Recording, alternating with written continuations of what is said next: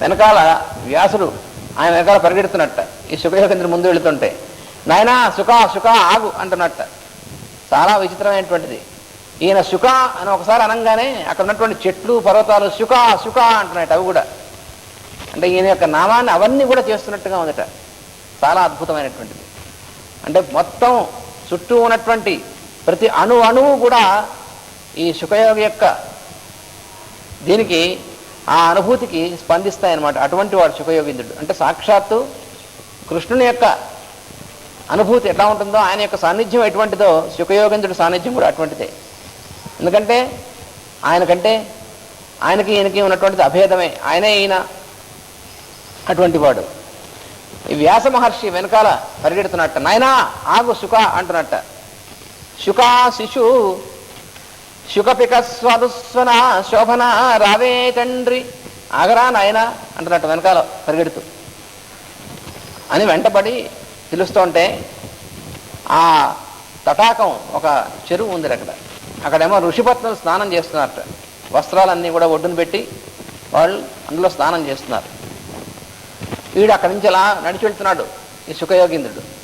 అసలు ఆయనకి అక్కడ స్త్రీలు లేదు, పురుషులు లేదు, అసలు సర్వం స్వామి తప్ప ఇంకేం లేదు వాడికి. నిరంతరం అదే స్థితిలో ఉన్నటువంటి వాడు, భేదం తెలియదు అసలు. వ్యాసంగాంచి తటంబునన్ వెనకుచున్ వస్త్రంబులున్ జుట్టుకొంచా సూనాంగులు ప్రక్క కొర్తిగిలగా వ్యాసుండు ప్రశ్నించి. ఈ వెనకాల పరిగెత్తుకొస్తున్నాడు వ్యాసుడు తండ్రి. గడ్డాలు నెరిసిపోయి బాగా మీసాల గడ్డాలు నెరిసి జుట్టు నెరిసి చాలా ముసలివాడు కదా వ్యాసుడు. ఆయన వెనకాల వస్తున్నాడు. ఆయన చూసి వీళ్ళు కంగారుగా ఒడ్డుకొచ్చేసి బట్టలు కట్టుకుని నుంచున్నట్ట సిగ్గుపడుతూ. అప్పుడు వ్యాసుడు అడిగేట, ఆయాసంబున్ గనగలేన నన్గని త్రపా వ్యాపారమిపారగా మీ సౌందర్యము దేహబుద్ధికి భయం మీలోన భాషింపదే. మీకేమైనా మతిగాని పోయిందే అన్నాడు. ఆ ముందు వెళ్ళినటువంటి కుర్రవాడేమో 16 ఏళ్ళవాడు నా కొడుకు. వాడు ముందు పరిగెట్టినప్పుడేమో మీరు మామూలుగా స్నానం చేస్తున్నారు అక్కడ. ముసలివాడిని నేను వెనక నుంచి వస్తే మీరు కంగారు పడిపోయి గట్టేసుకుని కంగారు పడిపోతున్నారు. మీకు మతిగాని చరించిందే అన్నాడు. నా పట్టి యవనాంగుడు చూపట్టక జంకు గొంకు చూపట్టదు మీకు ఈ పాట నన్ను వృద్ధ వ్యాపారాన్ని దూచి ఏలా వ్యాకుల్లో పడగాను. నా పిల్లవాడు వాడు యవ్వనంలో ఉన్నటువంటి వాడు కదా, వాడిని చూసి మీరు కంగారు పడకుండా నన్ను చూసి కంగారు పడతారు, ఏమి మీకు ఏమైంది అని అడిగేట వ్యాసులు వారు. అలా విని ఆ మగవులు నగమోబులు అనిరి వాళ్ళు నవ్వి ఋషిపత్నులు అన్నారట వ్యాసులతో. సకలాంనాయ భర ప్రపంచమున్ బల్ సాధించి ఏర్పాటుగా ప్రకటీభూతమునర్చినాడవు గద పరాశర్య నీకేమిలే. నువ్వు గొప్పవాడివేనయా, కాదంటలేదు. ఓ పరాశర్య నువ్వు తక్కువవాడివా. సకల ఆమ్నాయం భర ప్రపంచమున్ బల్ సాధించి మొత్తం వేదాన్నంతటినీ కూడా పారం చూసినటువంటి వాడివి నువ్వు. అలా చూసి దాన్ని ఆ వేదాన్ని మొత్తాన్ని మళ్ళీ ప్రకటన చేసి విభజించి ఇచ్చినటువంటి వాడివియా, మాకు తెలుసు నీ సంగతి అన్నారు. సకల జ్ఞానివి బ్రహ్మకోశ భర సాంద్రానంద సీమాంత. మహాజ్ఞానివి, నిన్ను మించినటువంటి వాళ్ళ జ్ఞానంలో ఎవరు లేదు. సాంద్రమైనటువంటి బ్రహ్మకోశం, ఆ బ్రహ్మస్థితిలో పూర్తిగా నిండి ఉన్నటువంటి వాడివి నువ్వు. ఈ శుకయోగీంద్రుని ఘనతండ్రివి వచశుద్ధాంత లీలాధిప. నీ క్వాలిఫికేషన్ ఏమిటంటే ఈ శుకయోగీంద్రుడి తండ్రివి నువ్వు.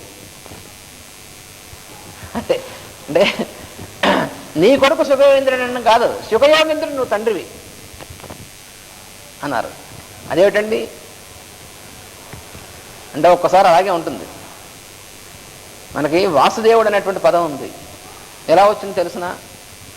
మామూలుగా తండ్రి బట్టి కొడుక్కి బలనవాడు కొడుకు అని వస్తుంది. దాశరథి అన్నామనుకోండి, దశరథుడు కొడుకు కాబట్టి దాశరథి. కానీ వాసుదేవుడు అంటే మామూలుగా ఏమనుకుంటారంటే వసుదేవుడు కొడుకు కాబట్టి వాసుదేవుడు అనుకుంటారు. కానీ అది కాదు. భాగవతంలో సంస్కృత భాగవతం చదివితే అక్కడ కనిపిస్తుంది, తెలుగు భాగవతంలో కూడా కనిపిస్తుంది. అది భాగవతంలో మాత్రం మార్పు లేదు. ఏమిటి అక్కడ విశేషం అంటే, అక్కడ విశిష్టత ఏమిటంటే వసుదేవుడికి అసలు పేరు వసుదేవుడు కాదు. వసుదేవుడికి అసలు పేరు ఆనక దుందుభి ఆయన పేరు. కృష్ణుడు ఆయనకు పుట్టిన తర్వాత ఆయనకు వసుదేవుడిని పేరు వచ్చింది. అదేమిటండి? ఎందుకంటే ఈయన వాసుదేవుడు కాబట్టి వాసుదేవుడిని కొడుకుగా పొందినటువంటి వాడు కాబట్టి వసుదేవుడు అయ్యాడు. కానీ వసుదేవుడు కొడుకు కాబట్టి వాసుదేవుడు కాదు. అక్కడ ఒక చోట ఎక్సెప్షనల్. ఇది చాలామంది తెలియదు. అందుకని ఇక్కడ కూడా అంటున్నాడు, శుకుణ్ణి కన తండ్రి అయ్యా నువ్వు అంటున్నారు వాళ్ళు. అందుకని నువ్వు చాలా గొప్పవాడు అని ఒప్పుకుంటున్నావు అన్నారు. దిమ్మ తిరిగింది వ్యాసుడికి. వ్యాసుడు అంతటువంటి ఆయనకి ఇచ్చే క్వాలిఫికేషను శుకుడు తండ్రి కాబట్టి అన్నారు. నిగమ శిఖాతటి నిభము నిర్నిటలాక్షము నిర్విశాస్య సౌమ్య గళ నిబద్ధమయ్య వికచాంబుజ నాభము సర్పవేష్టితం అగణిత దివ్యభావరుచి అయి వెలుగొందెడు నీలలోహితంబగు తొలి వెలుగు నీదు వెలుగంద నిరంగుదుమయ్య ద్వీపసు. ఈయన క్వాలిఫికేషన్స్ అన్నీ చెప్తున్నారన్నమాట వాళ్ళు. నువ్వేం తక్కువవాడి కాదు, నిన్ను మేము తక్కువ అంటలేదు, నువ్వు చాలా మహానుభావుడు. లేకపోతే శుకుడు లాంటి కొడుకు ఎలా పుడతాడయ్యా? శుకుడు లాంటి వాడు కొడుకుగా పుట్టాలంటే సామాన్యుడికి ఎలా ఉంటుంది? వీలు కాదే. నువ్వు తక్కువ వాడివేం కాదు అని మొత్తం అంతా కూడా చెప్తున్నారన్నమాట. వేదాలన్నింటినీ కూడా వాటికి అంతు పారం చూసినటువంటి వాడివి. అలా దాంట్లో నిటలాక్షులు లాంటి శివుడితో సమానమైనటువంటి వాడివి నువ్వు. అందులో ఏమీ సందేహం లేదు. అందువల్ల అగణిత దివ్యభావ రుచి అయి వెలుగొంది నీలలోహిత.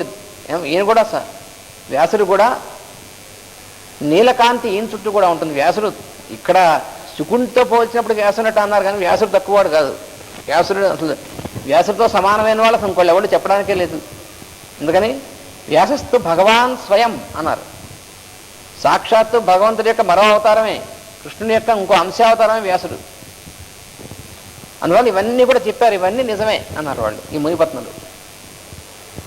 కననెట్లయినను మాకు నీ సుతుని మార్గౌన్నత్యమే నచ్చ. ఇవన్నీ చెప్పి అంటున్నారు. ఏమైనా సరే నీ కొడుకు యొక్క ఔన్నత్యం మాత్రం మాకు నచ్చిందన్నారు. అదేమిటిది మరి? నువ్వు అంత గొప్పవాడివి, నువ్వు అన్ని పారాలు చూసావు, నీకు సందేహం ఏం లేదని చెప్పి చివరికి అయినప్పటికీ మాకు మాత్రం నీ కొడుకు యొక్క గొప్పతనం నీకంటే ఎక్కువ మాత్రం అనిపించిందన్నారు. కననెట్లయినను మాకు నీ సుతుని మార్గౌన్నత్యమే నచ్చే అతనికి తోచడి ఖండదృష్టి యొక్క సుంతన్ నిల్వ ఏవేళలను. కారణం ఏమిటి అన్నాడు. అంటే ఖండదృష్టి, నువ్వు వృద్ధుడివి, నువ్వు పురుషుడివి, మేము స్త్రీలము, ఈ దృష్టి ఉందే వాడికి. అసలు ఆ దృష్టే లేదు. అందువల్ల మేము వాడి ముందు సిగ్గుపడాల్సిన పని లేదన్నాడు. అసలు వాడికి స్త్రీలు పురుషులు ఈ ప్రకృతి ఇవన్నీ ఇంక వేరే లేదు వాడికి. వాడు నిరంతరం అనుభూతిలో ఉన్నటువంటి వాడు. అందుకని వాడు మమ్మల్ని చూసి మేము స్త్రీలు వీళ్ళు నగ్నంగా ఉన్నారా అసలు ఇదే లే, వాడికి స్పృహ లేదు. నీకు ఈ స్పృహ ఉంది కాబట్టి మేము సిగ్గుపడాలి. ఈ స్పృహ ఎవరికి ఉంటుందో వాడి ముందు మేము సిగ్గుపడాలి, కానీ నువ్వు ముసలివాడివి వాడు కుర్రాడంటే నీ మొహం అన్నారు వ్యాసుని. తనకి తోచడి ఖండదృష్టి యొక్క సుంతన్ నిల్వ దేవేళన్ గనినన్ లో వెలుగందు కారణ జగత్ కళ్యాణ మాధుర్యములు కనిపించు మృదునాద మోహన జగత్ ప్రారంభ గానంబులై. వాడు చూస్తే వాడికి ఆ శుకుడు చూస్తూ వెళ్ళాడు మమ్మల్ని, కానీ ఆ చూపులు నీలాంటి చూపులు ఖండదృష్టి కాదు అది. ఆ చూపుల్లో ఏమిటి ఉంది? జగత్ ప్రారంభ గానంబైనటువంటి ఆ మోహనమైనటువంటి అనుభూతి ఉంది. ఆ అనుభూతి ఉందే రసానుభూతి, అది అంటే ఎవరు? సాక్షాత్ పరబ్రహ్మం కనిపిస్తున్నాడు వాళ్ళు. అందువల్ల వాడి ముందు మేము కంగారు పడాల్సిన పని ఏమిటయ్యా అన్నారు వాళ్ళు మునిపత్నులు. వివిధ శాస్త్ర చెయ్యము వేద వేదాంగముల్ జీవి మనసు తెరలు చీల్చలేవు. అప్పుడు చెప్తున్నారు, ఏమయ్యా చాలా శాస్త్రాలు వచ్చి ఉండొచ్చు, మహాపండితులు అయి ఉండొచ్చు, కానీ మనస్సులో ఉన్నటువంటి పొరలు కానీ ఈ శాస్త్రాలు చీల్చలేవన్నారు. వివిధ శాస్త్ర చెయ్యము వేద వేదాంగముల్ జీవి మనసు తెరలు చీల్చలేవు. తెరకు నివల జీవి దేవుడు అవ్వల నుండు.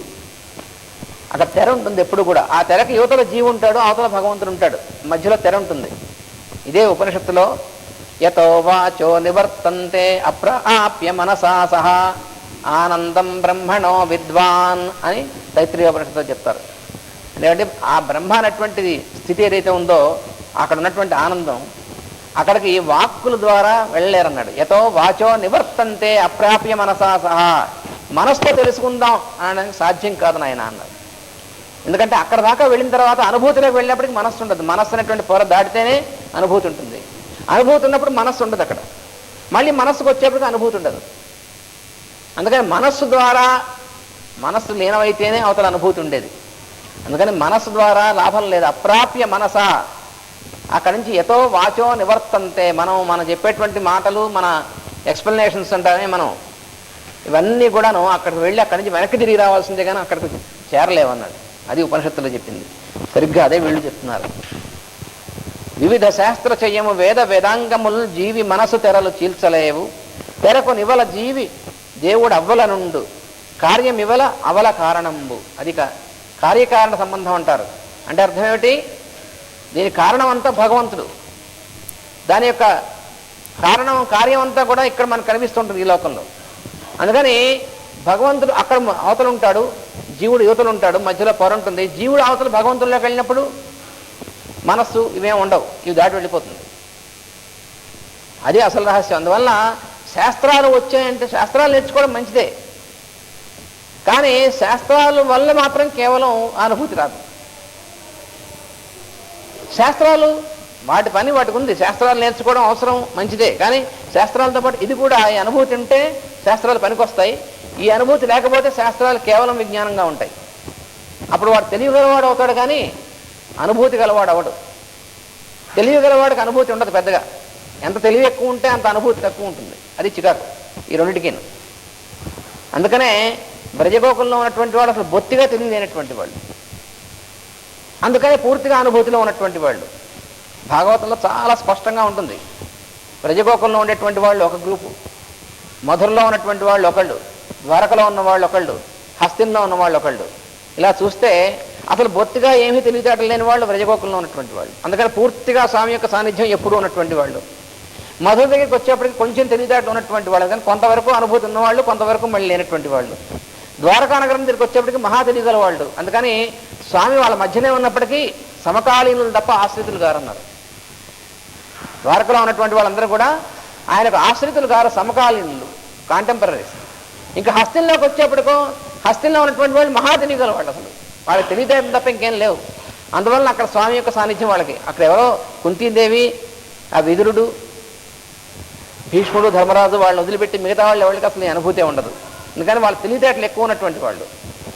అందుకని ఎంత ఎక్కువ తెలివితేటలు మనకు ఉంటే అంత ఎక్కువ భగవత్ సాన్నిధ్యాన్ని దూరంగా ఉంటాం. అందువల్ల శాస్త్రముల ద్వారా భగవంతుని తెలుసుకుంటే ఉపయోగిస్తాయి, కానీ శాస్త్రంగా చదువుకున్నామంటే ఏమవుతుంది? మనకి శాస్త్రాలు వచ్చినటువంటి ఒళ్ళు పొగలు వస్తుంది, తెలివితేటలు ఎక్కువ అవుతాయి. అప్పుడు మనం ఏం చేస్తాం? మనకి పనికిరాం, ఇంకోళ్ళకి పనికిరాం. అందుకని శాస్త్రాల వల్ల వచ్చేటువంటి ఇబ్బంది అది. నాకు ఇది శాస్త్రాలు వచ్చు అనేటువంటి అహంకారం ఒకటి వస్తుంది. అందువల్ల భగవద్ అనుభూతికి చాలా దూరం అయిపోతాం. పెద్ద ఇబ్బంది అనమాట అది. కార్య జగతి చూడ కారణంబున దృష్టి నిలువకుండి తమము చిలుకరించు, కారణంబు చూడ కార్యజాతం బెల్ల కరిగిపోవు నిరుల సరస్సులోన. అందుకని వీళ్ళు ఈ మునిపత్తులు చెప్తున్నారు వ్యాసులతో, కార్య జగతి చూస్తే కారణం అనేటువంటి దాని ఎంత దృష్టి ఉంటుంది. ఎందుకని మనం మామూలుగా ఏం చేస్తూ ఉంటాం? ఒకళ్ళతో ఒకళ్ళు, వీళ్ళు మనకు కావాల్సిన వాళ్ళు, వీళ్ళు లేదు, మనకు పనికొచ్చేది, పనికిరాంది, ఇవన్నీ మనం ఈ కార్యం అనేటువంటి దాంట్లో కొట్టుకుంటూ ఉంటాం కార్య జగత్తులో. అప్పుడు దృష్టి మనకు భగవంతుని మీద ఎక్కడ ఉంటుంది? దీనిలో అయిపోతుంది అంతా కూడా. ఎప్పుడో చివరికి గుర్తొస్తుంది అరే అని, కానీ అప్పటికి నెక్స్ట్ బర్త్ బెటర్ లక్ అంటారు వాడు. ఎందుకంటే అప్పుడు అయిపోతుంది. పళ్ళు ఊడిపోయాయో, రాలికొట్టారో, రాలిపోయాయో, ఎముకలు వాటితో పని అయిపోయింది. ఇంకప్పుడు ఏమిటి? అప్పుడు ఈ అనుభూతి, అప్పుడు పెద్ద ఉపయోగం లేదన్న. అందుకని సాధన కానీ అనుభూతి కానీ ఎప్పుడంటే ముందు నుంచి జాగ్రత్త పడాలి. కానీ ఇవన్నీ చూసేసుకున్న తర్వాత భగవద్ అనుభూతి అప్పుడు ఉండేది లేదు, పెట్టేది లేదు. అప్పుడు ఇంకేముంటుంది? అప్పుడు భయం ఉంటుంది, మృత్యుభీతి ఉంటుంది. భగవంతుడు ఎక్కడుంటాడు ఇక? అందుకని ఇవన్నీ బాగున్నప్పుడే చూసుకో, జాగ్రత్త పడు అన్నాడు ఒక కవి, కృష్ణదేవరాయలు కదండి. దంతంబుల్ పడనప్పుడే, ధనువురంద ఆరూఢి పోనప్పుడే, కాంతా సంఘము రొయ్యనప్పుడే, అప్పుడే జాగ్రత్త పడమన్నాడు. ఇంకా పళ్ళు బాగున్నప్పుడే జాగ్రత్త పడు. శరీరంలో ఉన్నటువంటి పాటిమ తగ్గక ముందే జాగ్రత్త పడు. భగవంతుని గురించి జాగ్రత్తగా అప్పుడు సాధన మొదలుపెట్టు. అలాగే నువ్వు ముసలివాడు అయిపోయి నువ్వు పనికి మాలిన వాడు అవుతావు. వీడెందుకు వచ్చాడు ఇంట్లో కానీ నిన్ను అసహించుకుంటారు చూసావా? అప్పుడు ఆ స్థితి వచ్చిన తర్వాత అప్పుడు నేను కృష్ణారామ అనుకుంటా, నువ్వు అనుకోలేవు కృష్ణారామ అన్నప్పుడు. అప్పుడు అయ్యో వీళ్ళు నన్ను చూడలేదే, కొడుకు చూడలేదు, కోడలు చూడలేదు, ఇలా అనుకుంటూ ఉంటావు. అందుకని ఇలా కాదు నాయన, చిన్నప్పటి నుంచి ఒళ్ళు దగ్గర పెట్టుకో అని చెప్పాడు ఆ కవి. అలాగే ఇక్కడ కార్య జగతిలో ఉన్నటువంటి కొట్టుకునేటువంటి వాళ్ళ కారణం మీ దృష్టి పడదు. ఎందుకని తమము చిలుకరించు, పూర్తిగా తమస్సులో మునిగిపోయి ఉంటారు అన్నారు.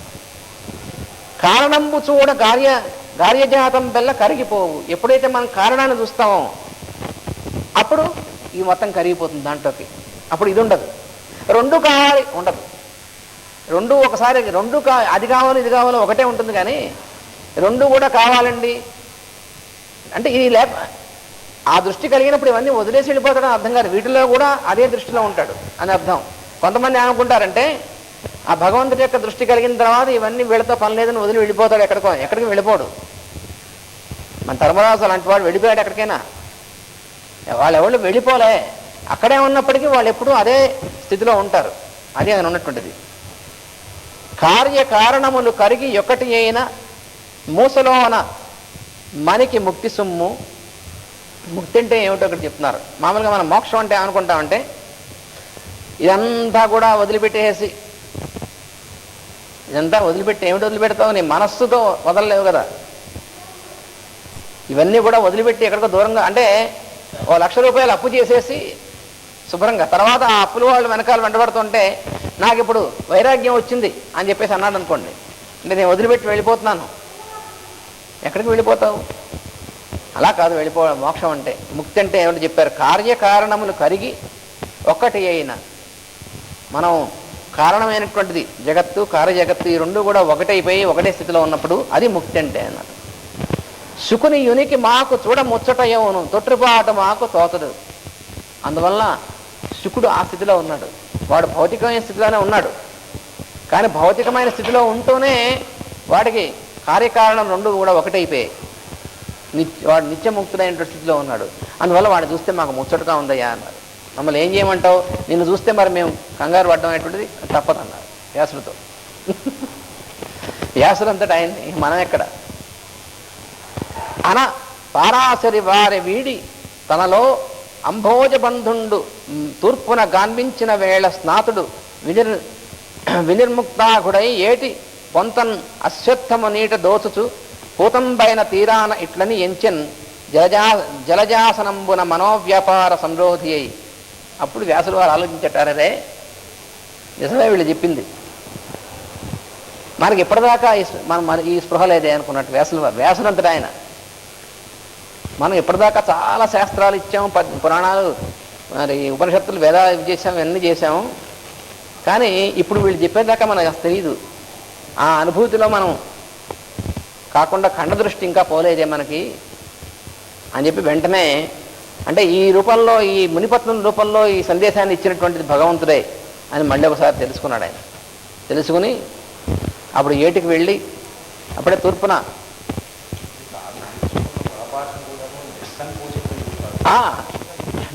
వ్యాసుడు కాబట్టి నిస్సంకోచంగా చెప్పాడు ఆయన.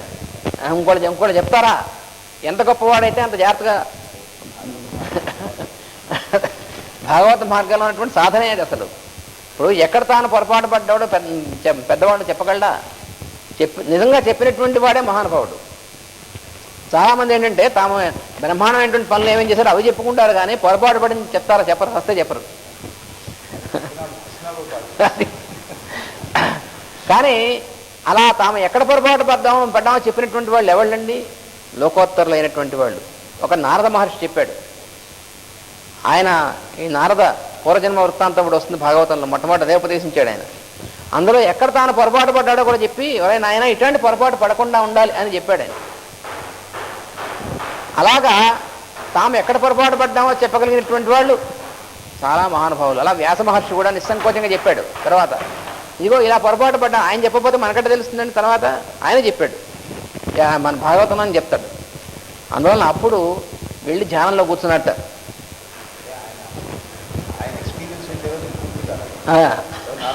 నారదు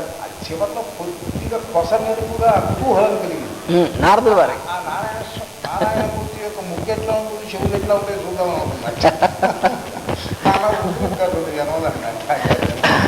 నారద మహర్షికి పూర్వజన్మ వృత్తాంతం చెప్పుకుంటాం, దాంట్లో వస్తుంది. ఆయన కూడా అంత భగవద్ అనుభూతిలో ఉండి ఆ స్థితికి వెళ్ళి చివరిలో కొంచెం ఈ అనుభూతి ఎప్పటికీ ఇట్లా ఉంటే బాగుండు అనుకున్నట్ట. అక్కడ పొరపాటు పడ్డాడు. అంటే ఎప్పుడూ ఉంటుంది అది, కానీ దాని గురించి ఒక అభిప్రాయం ఏర్పరచుకునేప్పటికీ అనుభూతి జరిపోయింది. అప్పుడు అయ్యో ఈ అనుభూతి పోయిందే. అప్పుడు నారదుల వారు తిరిగి తిరిగి తిరిగా ఆ పూర్వజన్మలో అప్పుడు చివరికి మళ్ళీ భగవంతుడి యొక్క వాణి వినబడింది. వినబడితే ఏమి స్వామి ఆ అనుభూతి తీసిపారేసావు? నాకు తీసిపారేయడం కాదన్నది ఎప్పుడు ఉంది, నువ్వే పోగొట్టుకున్నావు అన్నాడు. ఎప్పుడూ అనుభూతిగా ఉన్నటువంటి వాడు ఎప్పుడు ఇలా ఉంటే బాగుందనేటువంటి అభిప్రాయం నీకు వచ్చింది, అందువల్ల ఆ అనుభూతి పోయింది. మరి ఇప్పుడు ఎలా అన్నాడు. ఇప్పుడు ఎలా ఏమైంది, మరి ఈ జన్మకి ఇంతే అన్నాడు. అదేమిటిది అంటే ఒక్కసారి ఆ లింక్ కనుక పోతే మళ్ళీ మరో జన్మ వరకు ఉండాల్సిందే, తప్పదు. నారదులంతటి వారికి మనకేమిటి. అందువలన సరే అయితే ఏం చేయాలన్నాడు. నువ్వు ఈ జన్మలో నువ్వు చేయవలసింది ద్వారా జరగాల్సింది చూస్తాను, తర్వాత మళ్ళీ జన్మ వస్తుంది, అప్పుడు నీకు అనుభూతి, నీకు పూర్తిగా ఎప్పుడూ అనుభూతిలో ఉండేటువంటి జన్మ వస్తుంది పో అన్నాడు. ఇది నారదుల యొక్క పూర్వజన్మ వృత్తాంతంలో వస్తుంది మనకి. అందువల్ల వ్యాసుల వారికి కూడా ఈ కొంచెం ఉండిపోయింది. ఆ కొంచెం ఈ మునిపత్తుల ద్వారా వాళ్ళ యొక్క ఈ ఉపదేశం ద్వారా తెలిసింది. తెలిస్తే అప్పుడు వెళ్ళి ధ్యానంలో కూర్చుంటాడు అనమాట.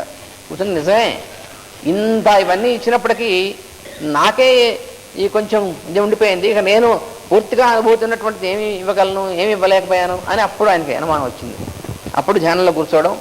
అప్పుడు బ్రహ్మగారు తిరిగి ఆయన దగ్గర నారదుడు వస్తారు. ముందు నారదుడు వచ్చిన తర్వాత నారదుడు అప్పుడు వస్తే అప్పుడు గురువు నారదుడు కదా, మరి ఆయనకి ఎప్పుడైనా మన సందేహం వస్తే గురువు దగ్గరికి వెళ్ళాలి, అయితే గురువు తన దగ్గరికి రావాలి. అప్పుడు నారదుని అడుగుతాడు, నువ్వు ఇలా జరిగింది స్వామి, మరి నాకు ఈ స్థితిని పోగొట్టి నాకు పూర్తిగా అనుభూతి ఇవ్వాలంటే అప్పుడు నారదులు వారు నాయన భాగవతం రాయనప్పుడు చెప్తారనమాట. అది ఘట్టం. ఆ తర్వాత చివరిగా నారదుల వారు చెప్తూ చివరికి చెప్తారనమాట. నారదుల వారు వచ్చిన తర్వాత అంటాడు ఆయన, నారదు ఇట్లు పలికే మునినాథుని గాంచి అతృప్తి కారణం బారసి, నాలో ఈ అసంతృప్తి ఎందుకుందండి అని అడిగాడు వేదవ్యాసుల వారు నారదుని. అంటే చెప్తున్నాడు ఆయన, వేద శాస్త్రములను అరసినావు, పురాణ తూణముల్ పేరిచి జ్ఞానబాణముల సిద్ధము చేసిదిగాని వాగ్యమి, సారపు భక్తి లేని బహుశాస్త్ర సముచ్చయమేల బాలక. వ్యాస మహర్షిని నారదుల వారు బాలక అన్నాడు. చక్కటి సంబోధన అనమాట. అంటే గురువు శిష్యుణ్ణి పిలవడం అనమాట. ముచ్చటగా అంటున్నాడు, నాయన వేదశాస్త్రాలు పూర్తిగా పారం చూశావు, పురాణ తూణములు పేరిచి పురాణాలు అనేటువంటి బాణాలు సిద్ధం చేసి నిలుపెట్టి జ్ఞానబాణములు సిద్ధం చేశావు, కానీ సారపు భక్తి లేని బహుశాస్త్ర సముచ్చయమేలా, ఆ వాటిలో ఉన్నటువంటి సారం భక్తి అనేటువంటిది ఉండాలయ్యా. భక్తి సారంగా లేనటువంటి శాస్త్రాలు ఇచ్చావనుకో, దానివల్ల నీకు ఉపయోగం లేదు, ఆ శాస్త్రాలు చదువుకున్నటువంటి వాడికి కూడా పెద్దగా ఉపయోగించు అన్నాడు. అందుకని అది నువ్వు చేయవలసింది. అస్థిపంజరాలు భక్తి ఉన్నటువంటిది అయితేనేమో ప్రాణం ఉన్నటువంటిది, భక్తి లేని శాస్త్రం అస్థిపంజరం లాంటిది.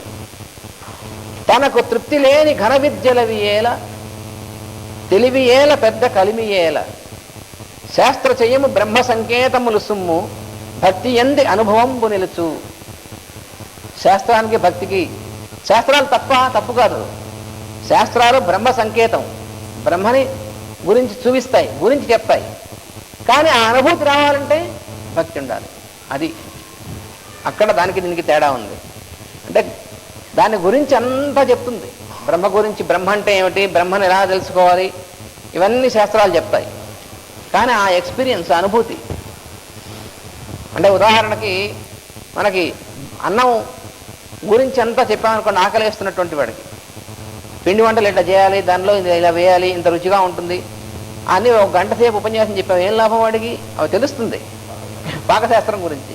కానీ వాడికి తీసుకుంటే ఆ రుచి తెలిసే ఆహారం అనుభవం అవ్వాలి. కానీ అలా తీసుకోకుండా ఊరికి దాని గురించి ఏదో ఫోటో తీసి చూపించారనుకోండి, మంచి ఆకలిగా ఉన్నటువంటి వాడికి చక్కటి పంచపక్ష ప్రమాణాలు ఫోటో తీసి చూసుకుంటే వాడికి ఉపయోగం ఏముంది?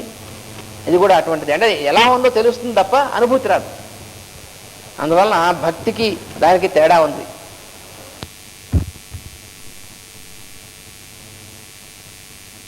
మహర్షి యోగమందెన్నడా ప్రజ్ఞాచక్షు మూలమైన ఒక శబ్ద బ్రహ్మమున్ పాడకే అజ్ఞానాంతము జ్ఞానమేర్పడదు ప్రత్యగ్రంబు, నీ పుత్రుడే ప్రజ్ఞాశాలి అఖండ భక్తి రససర్వస్వంబు ఔటలో. అందుకని ఆయన నారదుడు కూడా చెప్పాడు వ్యాసుడితో, ఏమయ్యా జిజ్ఞాస ఎంత చేసినా కూడా అంటే నేర్చుకుందాం, ఇంకా నేర్చుకుందాం, ఇంకా నేర్చుకుందాం. జిజ్ఞాస అంటే నేర్చుకుందాం అనేటువంటి కోరిక. ఇంకా నేర్చుకుందాం, ఇంకా నేర్చుకుందాం అనే కోరిక మంచిదే ఉంటుంది. కానీ ఆ శబ్దబ్రహ్మం మనకి ప్రత్యక్షం అవ్వాలంటే, మనకి ప్రసన్నం అవ్వాలంటే, అజ్ఞానం పోయి జ్ఞానం మనకు దీపించాలంటే ఇగో నీ కొడుకు ఉన్నటువంటి స్థితిలో ఉండాలన్నాడు. అది చెప్పాడు. నా మునిపత్నులే కదా నారద మహర్షి కూడా చెప్పాడు, నీ కొడుకు లాంటి స్థితి ఉండాలయ్యా అన్నాడు వ్యాసులతో. అదేమిటండి అంటే తండ్రిని మించిన కొడుకు ఈ శుకయోగీంద్రుడు. వ్యాసుడికి అంతకంటే ఏం కావాలి? కానీ తాను కూడా ఆ స్థితికి వెళ్ళాలి. పుట్టుకతోనే ఆ స్థితిలో ఉన్నటువంటి వాడు శుకయోగీంద్రుడు. అందుకని ఆ స్థితి ఉండాలన్నాడు. ఎయ్యది బుద్ధి సంపదకు నేనియునందదు మాధురీభరం వెయ్యది శబ్దశక్తియుతమెయ్యది ఎయ్యది నాదమోహనం వయ్యది ప్రాణమూలమై మూఢముల యందున్నది లోన వెల్పలామయ్య శుకుండు నీ తనయుడయ్యది కాంచును సర్వవేళన్ అని చెప్తారు అనమాట. లోపల బయట ఉన్నటువంటిది కూడా ఒకటే. ఏమిటది? అంతర్బహిష్ట తత్సర్వం వ్యాప్య నారాయణ స్థిత. లోపల బయట సర్వం అంతా కూడా వ్యాపించి ఉన్నటువంటిది ఒకే ఒక వెలుగు. కానీ మనం ఏం చేస్తాం? బయటను చూస్తూ ఉంటాం, లోపల అది ఉందని తెలియదు. ఆ బయట ఉన్నటువంటిది లోపల ఉన్నటువంటిది ఒకటే అయినటువంటి స్థితిలో ఉన్నటువంటిది సుఖయోగీంద్రుడు. అందువల్ల ఆ స్థితి కావాలి. ఆ స్థితి బుద్ధికి అందేటువంటిది కాదన్నాడు. ఇయ్యది బుద్ధి సంపదకు నేమియు నందదు. అంటే ఊరికి బ్రహ్మాండమైనటువంటి తెలివితేటలకు మాత్రం అందదన్నాడు. ఆ తెలివితేటలు దాటి అవతలకు వెళితే అందుతుంది. మాధురీభరంబు, అది ఎటువంటిది? సంపూర్ణమైనటువంటి మాధుర్యంతో కూడినటువంటిది, రసానుభూతి. అందుకని దీన్ని సాంద్ర రసానుభూతి అంటారు. రసానుభూతి అంటే, రసం అంటే అర్థం ఏమిటి?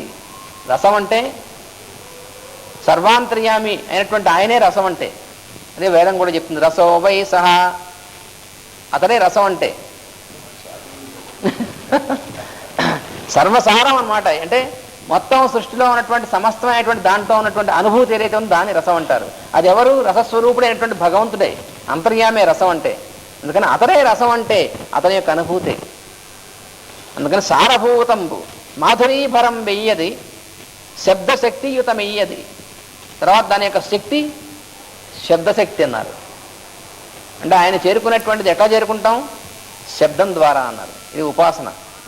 అంటే మనలో ఉచ్ఛ్వాస నిశ్వాసాల రూపంలో ఉన్నటువంటి ప్రణవం, సోహం అని మనం లోపల ఉచ్ఛ్వాస తీసుకునేప్పుడు సో అని, నిశ్వాస అప్పుడు హం అనేటువంటిది, రెండిట్లను ఆ మధ్యలో ఓం అనేటువంటిది ఉంటుంది. అందుకనే ఓమిత్యేకాక్షరం బ్రహ్మ అంటారు. అందుకని ఆయన అందుకోవడం ఎట్లాగంటే శబ్దం ద్వారా. అందుకని శబ్దస్వరూపం. శబ్దశక్తియుతం ఎయ్యది నాదమోహనంబు. నాదము అనేటువంటిది, అందుకనే మురళీనాదం, స్వామి యొక్క మురళీ రవం కూడా ఆ నాదమే, అంతర్లీనమైనటువంటిది అనమాట ఇది. అందువల్ల నాదము ద్వారా మొత్తం అందరినీ కూడా సమ్మోహపరుస్తాడు ఆయన యొక్క అటువంటి. అదే మన ప్రాణం కూడా, స్వామి యొక్క నాదమే మన ప్రాణం. ఇది మనకు తెలియదు. మనలో ఎప్పుడూ ఆ నాదం ఉంటూనే ఉంది. కానీ మనం దాని యందు మేల్కాంచలేము. మన అందరిలోనూ ఉంది ఇది, ప్రతి జీవి యందు ఉంది. కానీ మనం దాని యందు నిద్రపోతూ ఉంటాం. అది కాని స్థితి యందు మేల్కాంచి ఉంటాం. అందువల్ల మనకు ఉన్నట్టుగా కూడా తెలియదు. మన లోపల ఉందే మనకు తెలియదు. బయట ఎక్కడ వెతుకుతూ ఉంటాం మనం. అందుకని సమస్త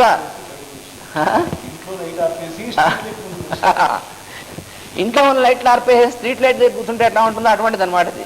లోపల ఉన్నటువంటి నాదాన్ని తెలుసుకోకుండా ఎక్కడుంది వెతుకుతూ ఉంటాం. ఆ వెతికేటువంటి వాడి రూపంలో కూడా ఉంది. అదే హిరణ్యకశిపుడు అనేటువంటి వాడు మర్చిపోయింది.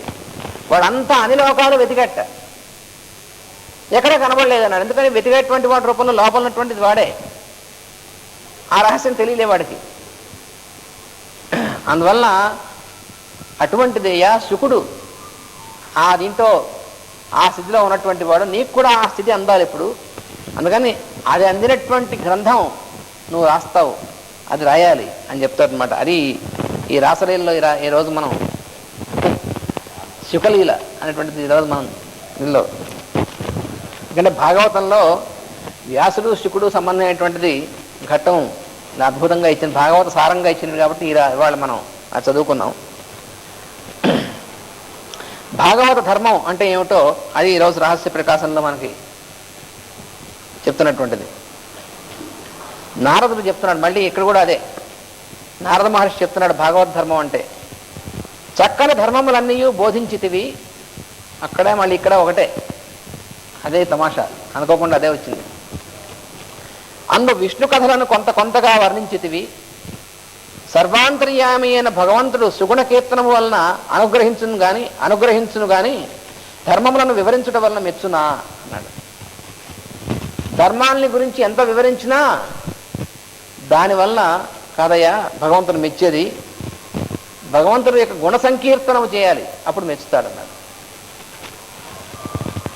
ధర్మములు జీవుల యందు వ్యక్తమగునప్పుడు గుణములుగా మారును. ధర్మం అంటే సృష్టిలో ఉన్నటువంటిది. ధర్మం అంటే ఏమిటి? ధర్మం అంటూ ఉంటాం మనం. ధర్మం అంటే ఇది ఇలా జరుగుతుంది అనేటువంటి ధర్మం. నిప్పు ఇలా ఉంటుంది, సూర్యుడు ఇలా ఉదయిస్తాడు, చంద్రుడు ఇలా ఉంటాడు, అలా ఉన్నటువంటి ధర్మాలు అవి సృష్టిలో ఉన్నటువంటిది. అయితే ఆ ధర్మాలు జీవులందు వ్యక్తమయ్యేప్పుడు గుణాలుగా ఉంటాయి. మా అందరిలోనూ ధర్మాలు పనిచేస్తున్నాయి, అవి మన గుణాలుగా వ్యక్తం అవుతూ ఉంటాయి. త్రిగుణములు కాక ధర్మగుణములు వేరుగా భాగవతమూర్తుల యందు ఉండును. అయితే మనలో ఈ గుణాలు త్రిగుణాలు అనేటువంటివి కనిపిస్తూ ఉంటాయి. ఈ త్రిగుణాల్లో కూడా ఎక్కువ 2 గుణాలు ఎక్కువ కనిపిస్తూ ఉంటాయి. తమో గుణం, రజోగుణమును, సత్వగుణం మధ్య మధ్యలో 9 చూస్తూ ఉంటుంది. ఇది కాకుండా భాగవతులైనటువంటి వాళ్ళు ఉంటారే, భగవంతుని యొక్క భక్తులైనటువంటి వాళ్ళు, వాళ్ళలో ఈ త్రిగుణాలు కాకుండా భాగవతమూర్తులు వాళ్ళలో ధర్మగుణములు అనేటువంటివి ఉంటాయి. అది చెప్తున్నారు ఇక్కడ రహస్యం. ధర్మగుణం వాళ్ళనే కళ్యాణ గుణములనియు దేవుని లీలలనియు చెప్పుదురు. దానికి ఉదాహరణ ఇచ్చారు. చక్కెర తీయగా ఉండుననేటువంటి ధర్మం, అది తెలుసుకున్నచో తీయగా ఉండదు. పంచదార తీయగా ఉంటుంది అన్నంత మాత్రాన్ని తీపి తెలుస్తుందా మనకి? ఏం తెలిసింది మనకి? దాని ధర్మం తెలిసింది. జిహ్వపై చక్కెర నుంచుట వలన మాత్రమే తీపి అని గుణము కలుగును. రుచి చూచుట లేనప్పుడు అది ప్రకృతిలో ధర్మముగా నుండును. పంచదార తీయగా ఉంటున్నటువంటి ప్రకృతిలో ధర్మం అది. మన నాలుక మీద పెట్టుకుని రుచి చూస్తే తప్ప అది మనకు తెలియదు, మన ధర్మం తెలిసేటువంటిది అవుతుంది. రుచి చూచువాడు ఉన్నప్పుడు గుణముగా వ్యక్తమగును. కనుక చక్కెర తీపి అన్నది జిహ్వకు సంబంధించినదే కానీ చక్కెరకు సంబంధించినది కాదు. ఇది కూడా మరొక రహస్యం, జాగ్రత్తగా తెలుసుకోవాల్సింది. పంచదార తీయగా ఉంది ఎవరికి? మనం రుచి చూసినప్పుడు మన నాలుకకి తీయగా ఉంది, కానీ దానికి తీపి లేదు, ఏమీ లేదు. దానికి సర్వాంతర్యామే. ఈ సృష్టిలో ఉన్నటువంటి వస్తువుని ఎట్లా చూడాలో అనేటువంటిది కూడా చాలా సూక్ష్మంగా ఇస్తారు. అంటే అంతర్దృష్టి ఎలా ఉంటుంది అని. మనం అన్ని వస్తువులు చూస్తూ ఉంటాం, ఆ వస్తువులు మనకు కనిపించేటువంటిది అంటే as it appears to us అంటారు. అంటే మనకు కనిపించేటువంటి విధంగా, కానీ దానికది సర్వాంతర్యామే. ప్రతి వస్తువు అంతే. అంటే ఇది కొంచెం అర్థం అవడం కష్టం, కొంచెం జాగ్రత్తగా ధ్యానంలో చేస్తే కానీ అర్థం కాదు. ఇది అర్థం కావడం కాదు, ధ్యానంలోకి అనుభూతిలోకి వెళ్ళాలి. అప్పుడు మనకి సర్వాంతర్యామి యొక్క దర్శనం అందుతుంది. అంటే అన్నిట్లోనూ సర్వాంతర్యామి ఎలా ఉన్నాడు అంటే, మనం గోడలో ఎలా ఉంటాడండి సర్వాంతర్యామి? అది గోడ ఎవరికి? మనకి గోడ. తనకి తాను సర్వాంతర్యామి. ఈ విధంగా చూడాలి. ఈ రకమైనటువంటి దృష్టి అలవాటు కావాలి, ఈ రకమైనటువంటి సాధన కావాలి. అందుకని ఇక్కడ అది చెప్పారు. లోకమున మానవులు సద్గుణములు గల మానవులను చూచి ముచ్చటపట్ట మాని సద్గుణములను గూర్చి ఉపన్యసించుకొందరు. అదే అక్కడ చేసేటువంటి పొరపాటు. మంచి గుణవంతుడైనటువంటి వాడు ఉంటాడు అనుకోండి, చాలా మహానుభావులు, వారు గొప్పవారు అంటే పంచదారం గురించి లెక్చర్ ఇచ్చినట్టుగా. గొప్పవాడైతే నీకేమైంది? నువ్వు ఆయన సాన్నిధ్యంలోకి వెళ్ళావా? ఆయన సాన్నిధ్యంలోకి వెళ్తే నువ్వు కూడా నీకు ఆ లక్షణం వస్తుంది. అసలు ఇంకోటి గొప్పతనం అనేటువంటిది కాదు ఉంది. మనం ఏంటంటే పొరపాటు అర్థం చేసుకుంటూ ఉంటాం. వారు చాలా గొప్పవారు కాదు, వారు మంచివారు. మంచితనం వేరు, గొప్పతనం వేరు. ఈ రెండుకి చాలా తేడా ఉంది. గొప్పతనం అనేటువంటిదేమో తెలివితేటకు సంబంధించింది, మంచితనం అనేటువంటిది లోపలటువంటి అనుభూతికి సంబంధించింది. ఈ రెండింటిని ఎప్పుడు కూడా మనం విశ్లేషణ చేసుకుంటూ ఉండాలి. అలాగే మనం చాలా విషయాలు కలిపేసుకుంటూ ఉంటాం నిత్య జీవితంలో. ఖరీదైనది, విలువైనది, ఈ రెండుకి తేడా తెలియదు మనకి. విలువైనది ఖరీదైనది కాకపోవచ్చు.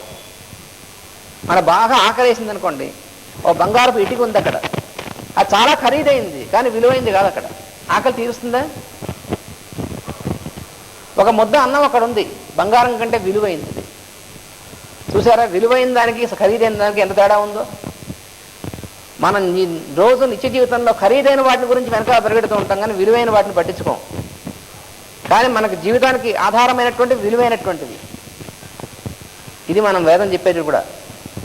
ధనం అగ్నిర్ధనం వాయుర్ధనం సూర్యోధనం వసు అని వేదం చెప్తుంది. అగ్ని, వాయువు, సూర్యుడు ఇవి ధనం అంటే అయ్యా. అదేంటి ఇవి ధనం ఏమిటండి, కరెన్సీ నోట్స్ ధనం కానీ అనుకుంటాం మనం. బంగారం, కరెన్సీ నోట్స్, నగలు ఇవి ధనం అంటే ఇవి విలువైనటువంటివి అని. కానీ నీకు నిజంగా పనికొచ్చేటువంటిది వాయువు, అగ్ని, నీళ్లు, ఆహారం ఇవి లేకుండా ఉట్టి ఇవన్నీ పెట్టుకోండి చూద్దాం. కరెన్సీ దగ్గర పెట్టుకోండి, ఆకలి తీరుతుందా, దాహం తీరుతుందా, నీరసం తీరుస్తుందా? ఏమీ లాభం లేదు. అందువల్ల విలువైనది కాదు మనకు విలువైనది కావాలి కానీ ఖరీదైనది కాదు. ఈ తేడా తెలియాలి మనకి. ఇంకా భాగవతం చెప్పేటువంటి నిత్య జీవితంలో ఎలా ఉపయోగించాలో అదే చెప్తుంది భాగవతం. ధర్మములు భక్తుల యందు గుణములుగా వ్యక్తమగినప్పుడు భగవంతుడి సాన్నిధ్యము కలుగును. ధర్మములు వివరింపబడినప్పుడు అది కలగదు. ధర్మాల గురించి చెప్తున్నప్పుడు భగవంతుడి సాన్నిధ్యం ఉండదు అక్కడ. ఆ ధర్మాన్ని భక్తుల యొక్క గుణాలుగా కీర్తిస్తున్నప్పుడు భగవంతుడి సాన్నిధ్యం ఉంటుంది. అది భాగవతానికి మిగతా వాటికి తేడా. లోకమున మానవులు సద్గుణములు గల మానవులను చూచి ముచ్చట పడుట మాని సద్గుణములను గురించి ఉపన్యసించుకుందరు, శాస్త్ర పరిశోధనలను చేయుదురు. అప్పుడు ఇవి ధర్మములుగా నిలిచిపోవును. బ్రహ్మాండమైనటువంటి పరిశోధనలు చేస్తూ ఉంటారు. ఏమొచ్చింది పరిశోధన చేస్తే? దీని లక్షణం ఇది, మంచిదే. అయితే ఏమైంది నీకు? దాని లక్షణం అనేటువంటి నిర్ధారించావు, మంచిదే, ఒక డిగ్రీ వచ్చింది. కానీ దాన్ని ఏ విధంగా నువ్వు ఉపయోగించావు, నువ్వు ఎలా ఉపయోగపడుతున్నావు మిగతా వాళ్ళకి, అదేమైనా ఉందా? వ్యక్తులను మెచ్చుకున్నట్టుకు ఈర్ష్యాభిమానాలు అడ్డు పడవచ్చును. వారిని లెక్క చేయక మంచివారిని చూచి వారు చేసిన మంచి పనులను, జీవిత సన్నివేశములను మనసారా కీర్తించుకున్నప్పుడు అందున్న నారాయణుడు వారికి సాన్నిధ్యం దయచేయను. ఇది భాగవత మార్గం. అంటే మనకి మనసులో వచ్చేటువంటివన్నీ ఇష్టాయిష్టాలు ఇవన్నీ ఉంటాయి. ఇవన్నీ పక్కనకి పెట్టి మహానుభావుడు సద్గుణ సంపన్నుడు ఎవరన్నా ఉన్నాడనుకోండి, ఆ సద్గుణాలను మనం కీర్తించి మనం కూడా ఆ రకమైనటువంటి విధంగా ఆచరించిన ప్రయత్నం చేసినప్పుడు భగవంతుడి యొక్క సాన్నిధ్యం మనకు కలుగుతుంది వాళ్ళ ద్వారా. సంపూర్ణ తృప్తి కలుగును. ఈ తృప్తియే సమాధి స్థితి. సమాధి అంటే ఎక్కడో ఏం తెలియకుండా కళ్ళు మూసుకు కూర్చుంటే వచ్చే సమాధి కాదు. చాలామంది అనుకుంటారు సమాధి స్థితి అంటే ఏం కళ్ళు మూసుకు కూర్చుని సమాధి అని. అది నిద్ర, సమాధి కాదు అది. సమాధి అనుకుని నిద్రపోతూ ఉంటారు అని చెప్పారు. అందువల్ల సమాధి అంటే అర్థం ఏమిటి? సమ్యక్ ఆది అంటే సమమైనటువంటి స్థితిలో ఉన్నటువంటి సమాధి. అంటే అది ఎలా వస్తుంది? అది అంటే ఈ రకమైనటువంటి అనుభవంలోకి వెళ్ళినప్పుడు వస్తుంది మనస్సుకి. అందుకని సమాధి స్థితి అంటే మనం పతంజలి మహర్షి భగవద్గీతలో ఇచ్చినటువంటిది వీటిల్లో సరైనటువంటి అర్థం కనిపిస్తుంది. కానీ లేకపోతే మామూలుగా సమాధి అంటే రాసేటువంటి వాళ్ళు ఏమి కళ్ళు మూసుకుని కూర్చుంటే వచ్చేటువంటిది అంటుంటారు, పొరపాటు. ఈ తృప్తియే సమాధి స్థితి. సమాధి అంటే అర్థం ఏమిటి? అంతర్యామి యొక్క అనుభూతి మనకు కలిగినప్పుడు కలిగేటువంటి తృప్తి ఏదైతే ఉందో అది సమాధి అంటే. దానిని అంగీకరించుటకు అభ్యంతరం ఉన్నవారు వ్యక్తులను లక్ష్య పెట్టక వ్యక్తుల కన్నా సమాధియే గొప్పదనియు మళ్ళీ అక్కడ కూడా పడిపోతూ ఉంటారు. సమాధి అనేటువంటి అనుభూతి కలిగిన తర్వాత కూడా మళ్ళీ ఎందుకు పడిపోతారంటే, ఏ వ్యక్తి ద్వారా మనకి స్థితి కలిగిందో ఆ వ్యక్తులను లెక్క చేయరు. ఈ సమాధి స్థితి కావాల్సిన అదే వేరే ఉండి కావాల్సిన దాని వెంట పడతారు. అది ఇక్కడ చెప్పారన్నమాట. అప్పుడు సమాధి కట్టించుకుంటారు. దానిని సాధించడం చాలా కష్టమని గర్వించి శ్రమ పడుతుందరు. మన సమాధి స్థితి ఎప్పుడు కలుగుతూ ఉంటుంది. ఒక మహానుభావుడు, ఒక అవతార పురుషుడు, అయితే ఒక మంచి సద్గుణ సంపన్నుడు ఆయన యొక్క సాన్నిధ్యంలో ఉన్నప్పుడు మనకు కలిగేటువంటి తృప్తి ఏదైతే ఉందో అదే సమాధి అంటే. ఆ స్థితే సమాధి. సబ్జెక్టివ్ అవేకనింగ్ అన్నారు దాన్ని. Objective sleep and subjective awakening అంటే మనం మన మామూలు స్థితిలో ఉన్నటువంటి దానికంటే అతీతమైనటువంటిది మనకు తెలుస్తుంది. మనకి ఆ అనుభూతిలో ఉంటాం మనం. కానీ సమాధి అంటే వేరే ఒక స్థితి అనేటువంటిది మనం ఊహించుకుని సమాధి మోక్షము మొదలైనటువంటివన్నీ కూడా మనం కొన్ని పదాలు పెట్టుకున్నాం. ఆ పదాలు వేరే పెట్టుకుని మోక్షం అంటే అని తేలిక అనుకున్నావా, సమాధి అంటే తేలిక అనుకున్నావా అని చెప్పి సమాధి అంటే ఏదో ప్రత్యేకమైన స్థితి, దాన్ని సాధించాలి అని చెప్పేసి దానికోసం వెంటబడి పొరపాటు పడి జన్మలంతా వృధా చేసుకుంటూ ఉంటారు. సమాధి సిద్ధిస్తుంది. నారాయణోపాసన అంటే అదే. అది ఎప్పుడు సిద్ధిస్తుంది? సత్పురుషులైనటువంటి వాళ్ళకి సాన్నిధ్యంలో ఉంటే సిద్ధిస్తుంది. అది మన భాగవతం చెప్పేది. మనకి తాతగారు కానీ మరి యతీంద్రుల వారు మరి ఇటువంటి పూర్ణానంద స్వామి వారు ఇటువంటి మహానుభావులు ఉన్నారు అనుకోండి, వాళ్ళ దగ్గరికి వెళ్ళి కూర్చున్నాం అనుకోండి, మనకి తెలియకుండా ఒక అనుభూతిలో ఉంటాం మనం. అలా కాకుండా ఇది కాదు సమాధి అంటే ఎక్కడో సాధించాలి అనుకున్నాడు అనుకోండి, వాడికి సాధ్యపడదు. అందుకనే దీన్ని ఇంకో రకంగా చెప్పాడు లీలాసుకుడు అనేటువంటి ఆయన. ఇంకో రకంగా చెప్పాడు. ఏమనంటే, నువ్వు మురళి అనేటువంటి స్థితికి వెళ్ళాలనుకో, ఏం చేయాలయ్యా అన్నాడు. అంటే మురళి లాంటి వాడిని పట్టుకోమన్నాడు. నేను మురళి లాంటి స్థితి ఏమిటండి అన్నాడు. ఆయన మధురంగా చెప్తాడు లీలాసుకుడు. దీన్నే ఇంకో రకంగా చెప్తాడు మన హత్తుకునేందుకు. మురళి లాంటి స్థితి కావాలి నీకు అన్నాడు. ఏమంటే మురళి లాంటి స్థితి ఏమిటండి? వెదురుగొట్ట పనికి మాలింది, ప్రాణం లేనటువంటిది, వెదురుగొట్టాన్ని పట్టుకుని ఆ స్థితి మనకు కావాలంటాడు ఏమిటినా అన్నాడు. అంటే దానికి ఒక దృష్టాంతం చెప్పారు. ఏమిటంటే, ఒకసారి రాధాదేవి అడిగిందిట నేను స్వామి చేతిలో ఉన్నటువంటి మురళిని. ఏమిటంటే, నన్నైనా సరే కాసేపు మర్చిపోతాడేమో స్వామి, కానీ నిన్ను అసలు ఎప్పుడూ మర్చిపోకుండా అలా పట్టుకునే ఉంటాడు, ఎప్పుడు వదలకుండా.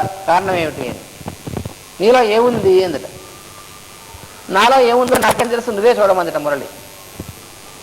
లోపల తొంగి చూసి నీలో ఏం లేదే అందుట. ఆ లేకపోవడమే ఉంది, అందుకే నన్ను పట్టుకున్నాడు స్వామిని. అది మురళి స్థితి అంటే. లోపల మనదంటూ వేరే ఉంటే భగవంతుడు మనలో ఎక్కడ ఉంటాడండి? ఉంటాడు, కానీ మన ద్వారా పలకడానికి మనం అవకాశం ఇవ్వం. ఎందుకని మన సొంత అభిప్రాయాలు, మన బ్యాంక్ బ్యాలెన్స్లు, మనవన్నీ సొంతమన్నీ ఉంటాయి ఇక్కడ. ఇవన్నీ లోపల ఉంటే ఇంకా భగవంతుడు ఎక్కడ ఉంటాడు? పాపం ఆయన పలకడానికి అవకాశం ఎక్కడుంది? అందుకని లోపల ఏమీ లేకుండా ఎవరైతే ఉంటాడో మురళిలాగా. ఎందుకని మురళి ఎగ్జాంపుల్ ఎందుకండి? లోపల ఏమీ ఉండకుండా ఖాళీగా ఉంటుంది కాబట్టే అప్పుడు స్వామి యొక్క స్వరం అందులోంచి బయటకు వస్తుంది.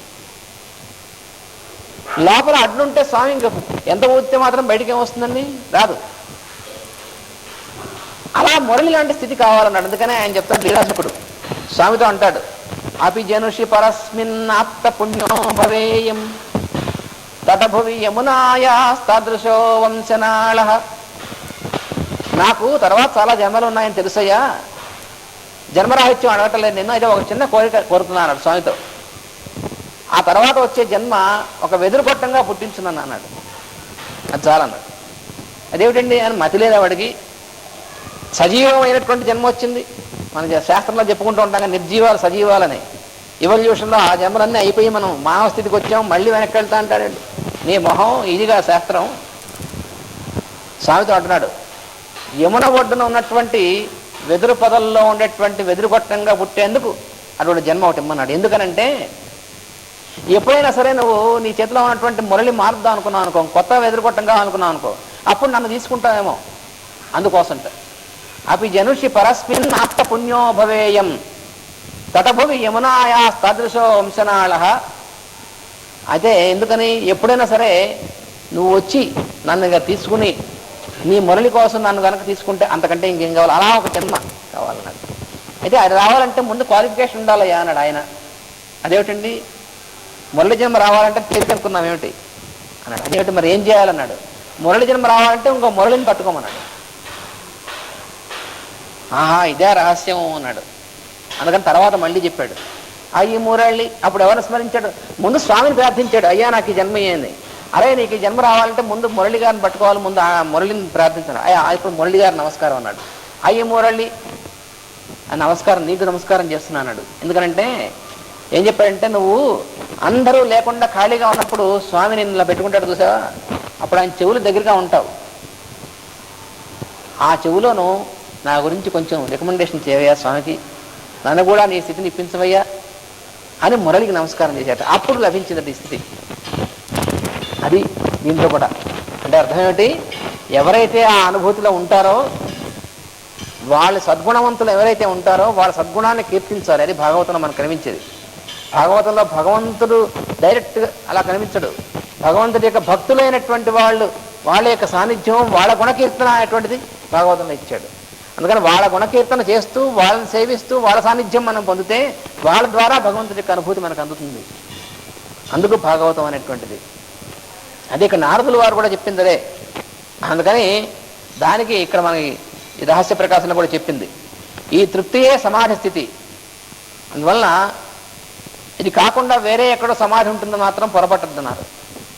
ఇందు సమాధిపై అభిమానం పెరుగునే కానీ సమాధి కుదరదు. సమాధిని గురించి సాధిద్దాం అనుకున్నటువంటి వాడికి సమాధి స్థితి అంటే ఏమనుకున్నావు అని ఊరికి దాని గురించి అభిమానం ఉంటుంది తప్ప సమాధి స్థితి రాదు వాడికి ఆ జన్మలో. సమాధి అంటే ఏమనుకున్నాం అని దవాయిస్తూ ఉంటాడు. ఏమనుకోవడం ఏంటి? సమాధి అనుకుంటే ఉండదు సమాధి.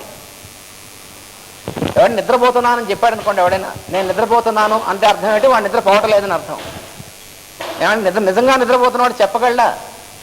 అలాగే సమాధి స్థితిలో నిజంగా ఉన్నటువంటి వాడు ఇది సమాధి అని చెప్పడం ఉండదు. ఎందుకంటే సమాధిని గురించి వాడు ఉపన్యాసం చెప్తున్నా అంటే వాడు ఇంకా సమాధి స్థితిలో లేడనమాట. నేను సంగీతం వింటున్నాను అన్నాడు అనుకోండి, ఎవడైనా వాడు వింటలేదని అర్థం. నిజంగా సంగీతంలో వింటున్నటువంటి వాడు సంగీతం వింటున్నాడు, పాడేవాడు వాడు ఉండవు, వాడంతా లీనమైపోయి ఉంటాడు. మళ్ళీ వాడు పాడేవాడు ఆపిన తర్వాత వీడు మళ్ళీ గుర్తొస్తుంది వీడికి. అలా ఉంటే నిజంగా వింటున్నట్టు లెక్క. లేదు సంగీతం వింటున్నాను అన్నాడా, వాడు ఏం చేస్తాడంటే వాడు పక్కవాడిని కూడా వినేవాడు, వాడు మొహమ్మీ తాళం వేస్తుంటాడు ఇట్లాగా. అందుకని వాడు సంగీతం అసలు విండనమాట, వాడు పనికిరాడు, సంగీతం వినడానికి పనికిరాడు అని అర్థం వాడు. అలాగే సమాధి స్థితి కూడా, సమాధి స్థితి ఏమనుకున్నామని దబాయిస్తానంటే వాడికి కొన్ని జన్మలు పడుతుంది ఇంకా సమాధి రావడం. అందువల్ల ఎందు సమాధిపై అభిమానం పెరుగునే కానీ సమాధి కుదరదు. శ్రమ వల్ల సమాధి దూరమగును. ఏమనుకుంటారంటే శ్రమపడి సాధించాలి సమాధి. అసలు శ్రమతో సంబంధం లేనటువంటిది. సమాధిలో ఉన్నటువంటి వాడు శ్రమ పడడు. అసలు భగవద్ అనుభూతిలో ఉన్నటువంటి వాడు ఏ పని చేయనా కూడా చాలా హాయిగా సులువుగా చేసుకుంటాడు. యోగ కర్మసు కౌశలం అన్నాడు స్వామి.